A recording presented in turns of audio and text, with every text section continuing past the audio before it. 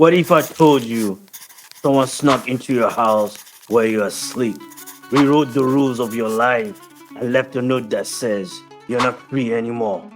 Sign here.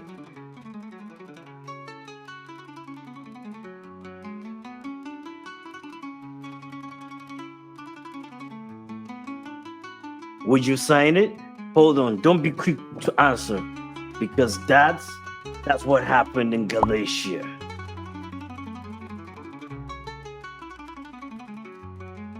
Welcome back, survivors, ambassadors, saints. It's another day to do a deep dive into wisdom, resilience, and faith. We open another one of Paul's letters, written in the early church, but speaking just as boldly to us today. Let's unpack it together. Galatia, a hotbed of new faith.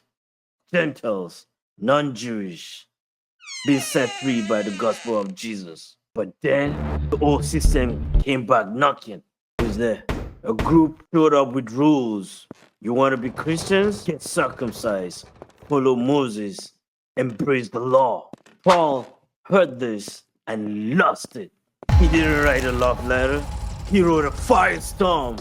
So buckle up, because this is not just a letter, it's a battle cry, a courtroom defense, a declaration of war on legalism, the holy protest in ink and truth. Because at the end of this comic tug of war is a question that still echoes today.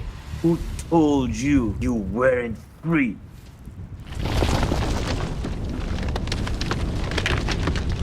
Galatia sat in the heart of what we call Turkey, a region of influence, a place where the East meets the West. Paul had planted churches here during his first missionary journey. He preached a radical gospel, one that welcomed Gentiles into the family of God without circumcision, without law. After he left, religious influencers, known as the Judaizers, infiltrated the church. They said, faith in Jesus, good start, but to be really saved, you need to follow the law of Moses. And they dropped the C word on them. You need to get a snip. Paul was not having it. Chapter 1.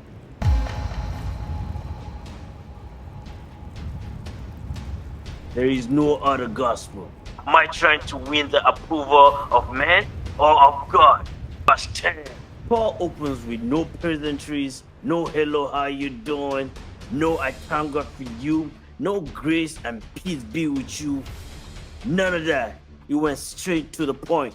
If anyone, I don't care if it's me, an apostle, or an angel from heaven, preaches a different gospel, let them be accursed. This is not a theological debate. This is a spiritual emergency. Paul defends his credentials, not to boast, but to prove that his gospel came straight from Jesus Christ. Not a committee, not a tradition, not a rabbi, not an association. He got it straight from the mouth of the risen king. Think about that. A former Pharisee, a man who used to hunt Christians, now bleeding ink to protect them. Protect us, actually. That's chapter 1. And it only gets spicier from here. The reading of this letter. So join us next time.